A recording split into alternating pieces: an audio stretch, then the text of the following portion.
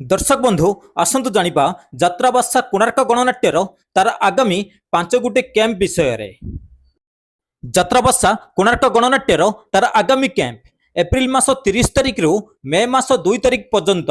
स्थान जामुडीहा बालेश्वर। मे मास 3 तारिख रु मे मास 6 तारिख पर्यंत देखा पाइबे यात्राबासा कोणार्क गणनाट्य को। स्थान श्याम सुंदरपुर मिर्जापुर जाजीपुर। मे मास 7 तारिख रु मे मास 9 तारिख पर्यंत देखा पाइबे यात्रा कोणार्क गणनाट्य को। स्थान पंकपाल जगतसिंहपुर रे। यात्रा कोणार्क गणनाट्यर तार आगामी कैंप मे मास 10 तारिख रु मे मास 12 तारिख पर्यंत।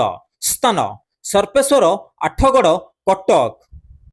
यात्रा कोणार्क गणनाट्यर तार आगामी कैंप मे मास 13 तारिख रु मे मास 15 तारिख पर्यंत।